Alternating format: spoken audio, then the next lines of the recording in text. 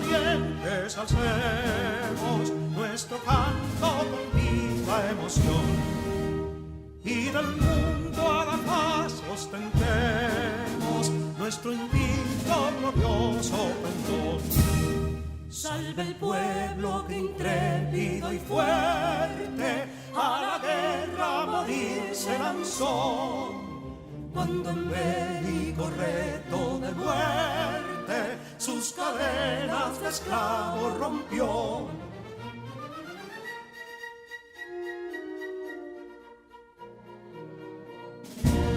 Ningún pueblo ser libre merece si es esclavo, indolente y servil.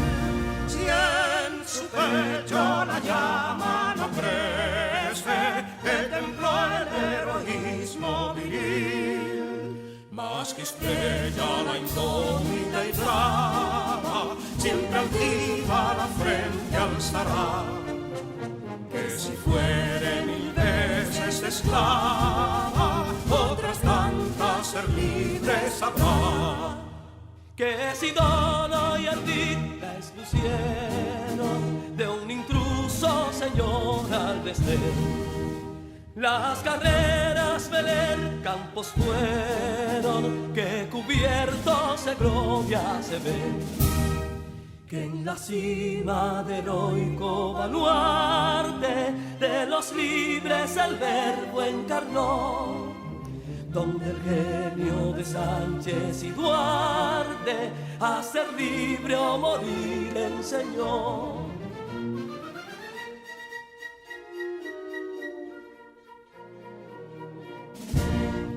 Y si pudo inconsulto caudillo de esas glorias el brillo empañar, de la guerra se vio en Capotillo la bandera de fuego ondear.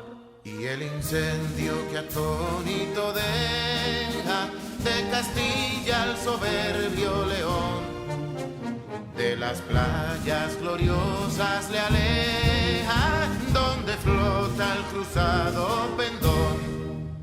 Compatriotas, mostremos erguida nuestra frente orgullosos de hoy más, que Quisqueya será destruida, pero sierva de nuevo jamás. Que santuario de amor cada pecho, donde la patria se siente vivir, y es su escudo invencible el derecho, y es su lema ser libre o morir.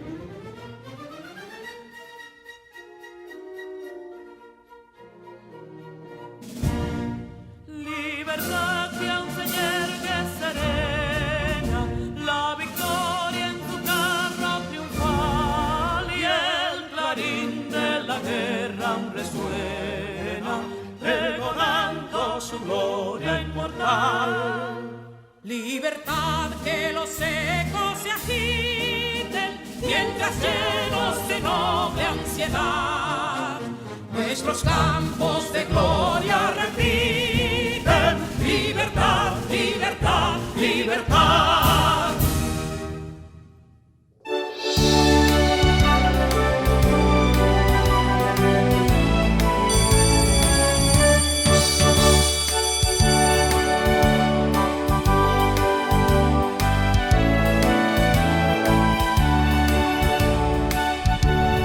Hola, mi nombre es Carla Maciel y como ustedes estoy muy entusiasmada por comenzar nuestro día de aprendizaje. Vamos todos y todas a crear las condiciones físicas y emocionales para que podamos disfrutar del progreso que es aprender. Lo importante es disfrutar el camino del conocimiento y hacer de él una fiesta. Aprender puede ser, si nos lo proponemos, una experiencia divertida y creativa. Saludos queridos estudiantes, soy su profesora Raicy Sano y ya estamos listos para comenzar el repaso correspondiente al día de hoy. Los contenidos serán muy variados e interesantes. El profesor Alexander de Matemáticas nos hablará sobre la resolución de problemas de la esfera. En Ciencias Sociales estaremos hablando de algo muy hermoso e importante para la humanidad. Vamos a repasar sobre los museos y las 7 maravillas del mundo. ¡Wow! ¡Me encanta! Y en francés, el profesor Chanson nos trae el verbo acheter en presente indicativo. Ya estamos listos para comenzar. Bienvenidos al cuarto grado de secundaria del año 2020-2021 del Ministerio de Educación de la República Dominicana. Aprendemos en casa, preservando la salud. Hoy aprenderemos sobre matemáticas, ciencias sociales y francés con los maestros Alexander, Jansel y Echanson. Aquí estamos ya. Comienza el repaso de matemáticas que nos ha preparado el profe Alexander. Pónganse cómodos y presten mucha atención al tema, que es muy interesante. ¡Vamos! ¿Te gusta la pizza? Dirás, ¿en serio, profesor? ¿A quién no le gusta la pizza? Ok, pero ¿has pensado en la geometría de la pizza? Piensa en esto. ¿Por qué la pizza es circular? Si es circular, ¿por qué la caja es cuadrada? Pero más aún, ¿por qué la cortan en triángulos? Si es que son triángulos.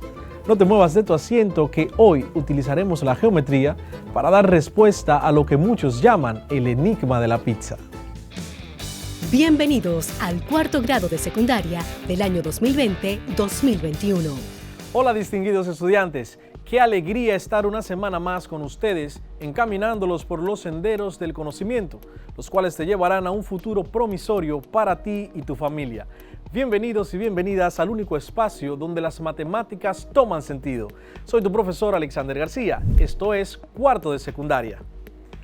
La semana pasada aprendiste a calcular la suma de los ángulos internos y externos de un polígono regular, utilizando la expresión 180 multiplicado por n-2 para los ángulos internos y 360 grados dividido entre n para saber cuánto mide un ángulo externo, puesto que la sumatoria de ellos, tomando en cuenta solamente un ángulo por vértice, siempre será igual a 360 grados. También aprendiste sobre las diagonales de un polígono, que son cómo calcular y trazar la cantidad exacta de un polígono de acuerdo con el número de lados que lo conforman. Por otra parte, haciendo uso del teorema de Pitágoras, calculamos la longitud de la diagonal de un sándwich cuadrado y de la pantalla de un celular rectangular. Y hablando de sándwich, también aprendimos en una cápsula las razones de por qué la mayoría de la gente corta este alimento en forma diagonal. La primera razón es que en cuanto a la presentación en dos triángulos, facilita la forma de comerlo, desde la esquina más estrecha hasta el centro, y hace que parezca más grande, dando a nuestro cerebro la información de que está comiendo mucho. La segunda razón es que el corte diagonal expone mejor el interior, lo que hace que se vea más apetitoso a la vista. Yo en particular valoro la practicidad a la hora de comer y la apariencia que toma el sándwich con un corte en diagonal. Pero ¿sabes qué? Si está delicioso, te aseguro que no me importará mucho la forma en que esté cortado. Simplemente lo disfrutaré. Esta fue una retroalimentación de la semana pasada para puntualizar los tópicos más relevantes. Los conocimientos adquiridos en el estudio de los polígonos en el tema anterior serán de gran ayuda para tratar un polígono especial. Es el menor de todos. Hablamos nada más y nada menos que del triángulo. El día de hoy y durante toda la semana estarás aprendiendo sobre la congruencia de triángulos. Así que sin más, iniciemos. La geometría es una rama multifacética de las matemáticas. Su riqueza, producto de la estrecha relación con otros dominios matemáticos, las ciencias de la naturaleza, ciencias sociales y la vida cotidiana, abarca varias dimensiones. En su dimensión biológica se relaciona con capacidades humanas, como el sentido espacial, la percepción y la visualización. En su dimensión física, indaga propiedades espaciales de los objetos físicos y de sus representaciones, modelando el espacio circundante. En su dimensión aplicada, se constituye en una herramienta de representación e interpretación de otras ramas del conocimiento. En su dimensión teórica, integra una colección de diversas teorías que han sido ejemplo de rigor y abstracción. La toma de conciencia de esta multidimensionalidad es debida, probablemente, al cambio en el punto de vista de la matemática en sí misma, que ha comenzado a verse como una actividad humana y no únicamente como una disciplina formal. Es por esto la importancia de proporcionar una argumentación como la vía que otorga validez al conocimiento geométrico, aplicar conceptos, procedimientos y resultados de la geometría euclidiana para resolver problemas de congruencia, lo cual permitirá cada vez más el incremento de nuestro razonamiento lógico. Antes de seguir avanzando sobre este aspecto, debemos tomar en cuenta algunos conceptos. Congruencia. En matemáticas, dos figuras geométricas son congruentes si tienen las mismas dimensiones y la misma forma, sin importar su posición u orientación, es decir, si existe una isometría que los relaciona, una transformación que puede ser de traslación, rotación o reflexión. Las partes relacionadas entre las figuras congruentes se llaman homólogas o correspondientes. Congruencia en geometría analítica. En la geometría euclidiana, la congruencia es equivalente a la igualdad matemática en aritmética y en álgebra. En geometría analítica, la congruencia puede ser definida así. Dos figuras determinadas por puntos sobre un sistema de coordenadas cartesianas son congruentes si y solo si la distancia euclidiana entre cualquier par de puntos de la primera figura es igual a la distancia euclidiana entre los puntos correspondientes de la segunda figura. Ten en cuenta que cuando hablamos de distancia euclidiana, estamos hablando de la distancia entre dos puntos, un tema que tratamos en la segunda clase del mes de noviembre. Congruencia de triángulos. Dos triángulos iguales son congruentes. La congruencia se simboliza por un signo de igual con la característica de que tendrá una línea recta encima de forma curveada. Vamos a la pizarra para que puedas apreciarlo con más claridad. Si podemos notar aquí tenemos tres triángulos. El primer triángulo llamado triángulo ABC. Recuerda que los triángulos los nombramos de acuerdo a sus vértices. El segundo triángulo es el triángulo DEF. Y por último, el tercer triángulo GHI. Estos triángulos, los tres, son congruentes entre sí.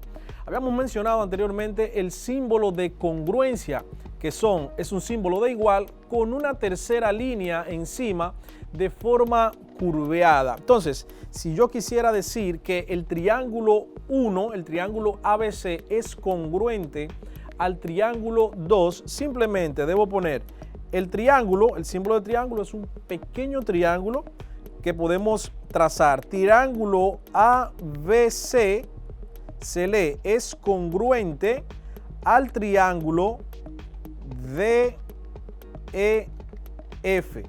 También el triángulo DEF es congruente al triángulo GHI. Esta es la manera de nosotros expresar la congruencia entre triángulos. Ahora bien, ¿qué dijimos anteriormente? Para que dos triángulos, dos o más triángulos sean congruentes, debe cumplir que sus 6 elementos sean iguales de manera correspondiente. Los 6 elementos que componen un triángulo son los 3 ángulos y los 3 lados. Lo que quiere decir que el lado AB, el lado BC y el lado AC con su correspondiente en el triángulo 2 debe tener la misma longitud, al igual que los ángulos. En el caso de los ángulos, los identificamos con pequeños arcos que hacemos en la abertura del ángulo. Tenemos el ángulo 1, sería por ejemplo en el vértice A, no importa el orden en que lo nombremos o lo simbolicemos, ponemos un pequeño arco. Para el ángulo 2 ponemos entonces 2 arcos, uno a continuación del otro, y para el ángulo 3 ponemos entonces 3 arcos. De igual modo, para los lados, en los triángulos correspondientes, le trazamos una pequeña línea, una pequeña rayita de manera vertical. Lo que tenemos entonces, para el lado 1, una pequeña rayita. Para el lado 2, dos pequeñas rayitas o líneas. Y para el lado 3, 3 líneas. Cuando hablamos de lados y ángulos correspondientes, nos referimos a que, por ejemplo, imagina que estás en un espejo. Tu reflejo allí en el espejo tendrá partes correspondientes. Por ejemplo, tu brazo derecho será la parte correspondiente del brazo derecho del reflejo. O si tienes, por ejemplo, un compañero, ¿cuál sería el brazo derecho correspondiente en tu compañero? De igual modo, el brazo derecho del compañero. Por tanto, si el lado AB es congruente con el triángulo número 2, entonces tendré que identificar cuál es el lado que corresponde al lado AB en el triángulo. Si podemos observar aquí en el triángulo tenemos una reflexión que habíamos mencionado que no importaba la relación isométrica que tuviese. Puede ser de reflexión, de rotación, como en este caso, o también de traslación. No importa la posición que tenga, si cumple con que tiene sus 6 elementos iguales, los 3 ángulos y los 3 lados serán correspondientes. En este caso, el lado AC, que nombramos como 1, sería entonces en el triángulo número 2, el lado DE, y así sucesivamente con los demás triángulos. Esto es una forma muy sencilla de identificar cuando otros triángulos y cómo nombrarlos cuando son correspondientes.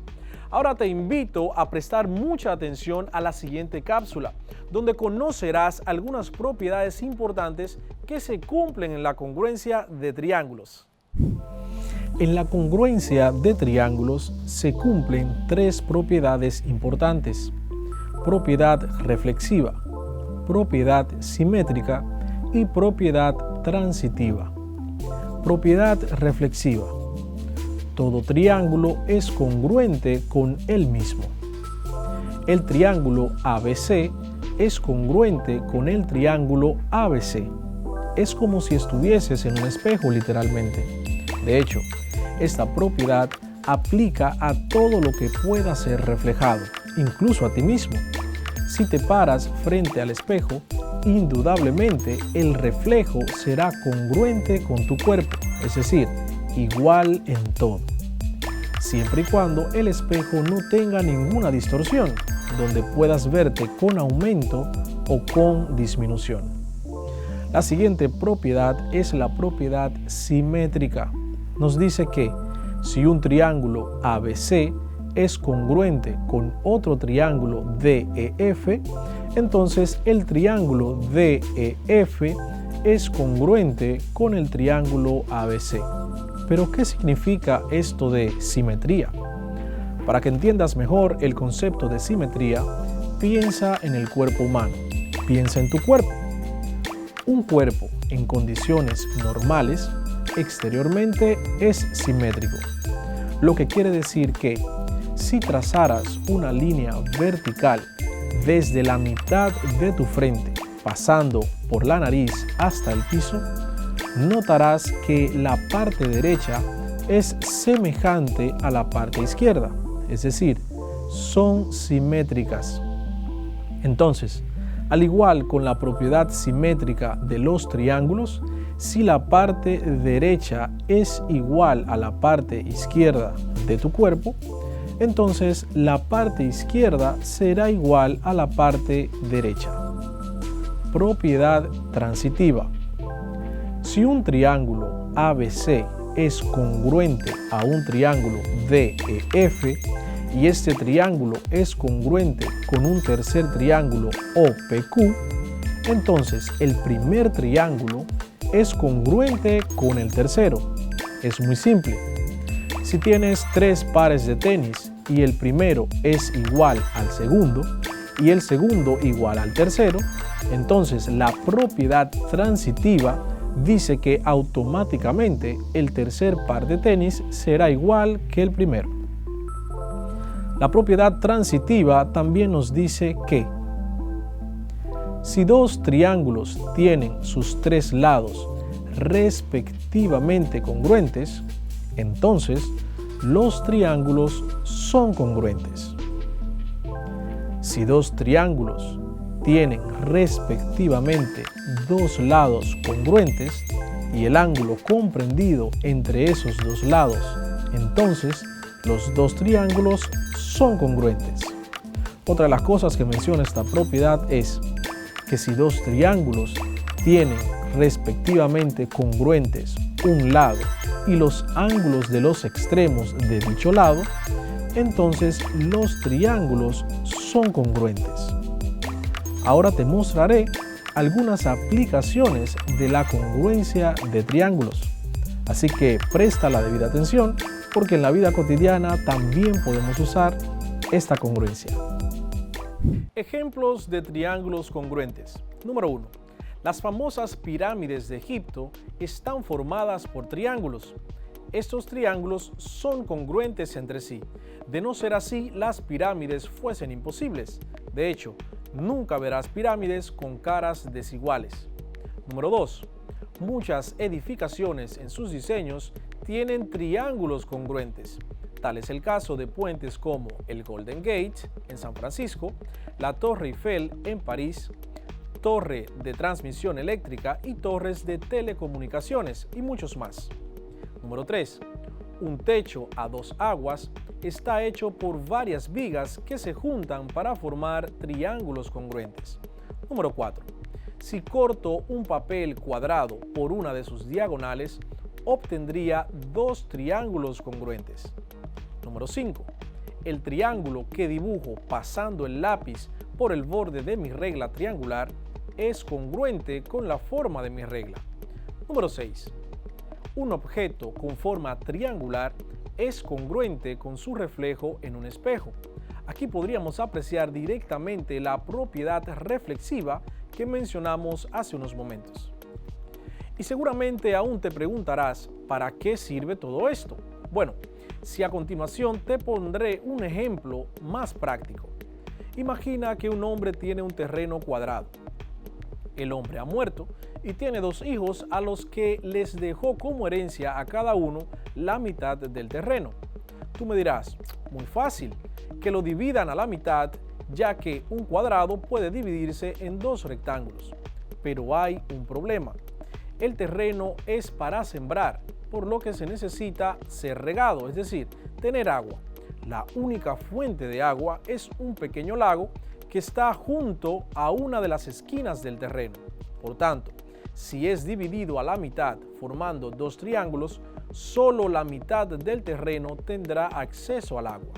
Bien, pues la única manera es recordar que un cuadrado puede ser dividido a la mitad trazando una línea diagonal que nos da como resultado dos triángulos congruentes.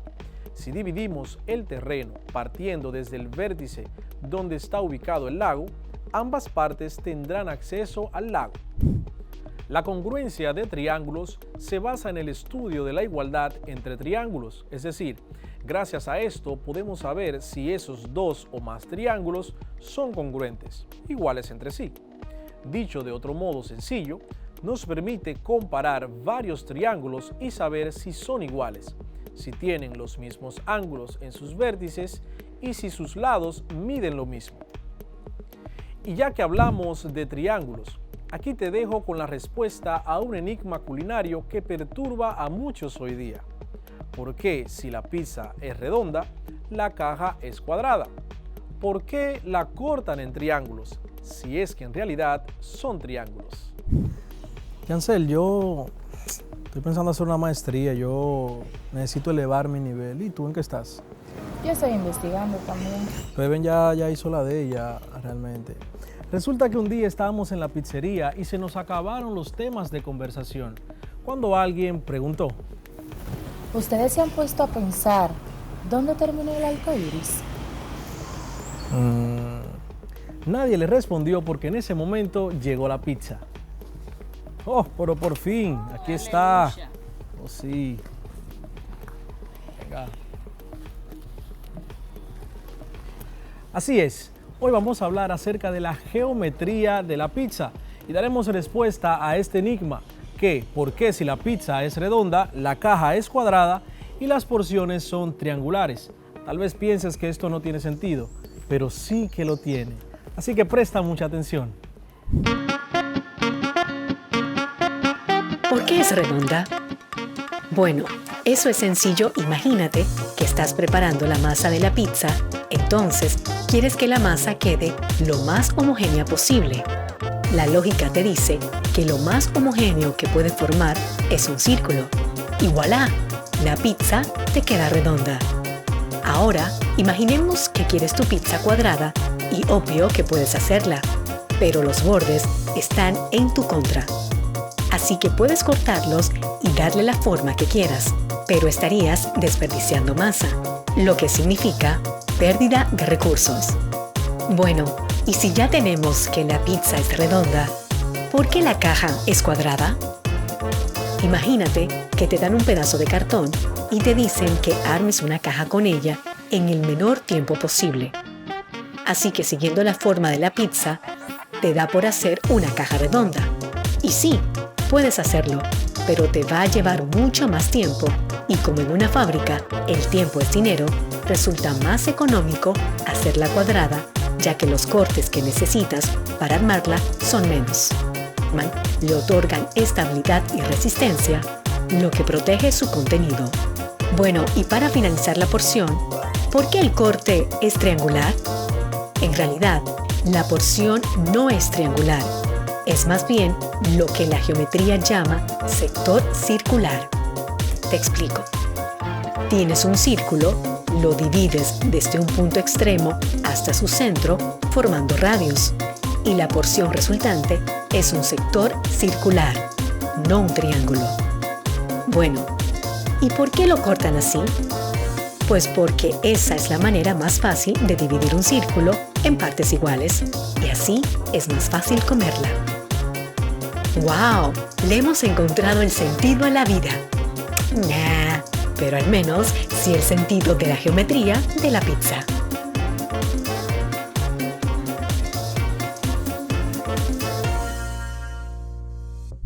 ¿Sorprendido con estos datos interesantes de la geometría de la pizza? Como siempre digo, la geometría es parte inseparable del ser humano. Ha estado en los anales de la historia. Hoy sigue vigente y seguirá dando sentido a nuestras vidas siempre. Desde el único espacio donde las matemáticas toman sentido, estuvo con ustedes Alexander García. Hasta una próxima entrega. Bye bye. Cuarto grado de secundaria del año 2020-2021.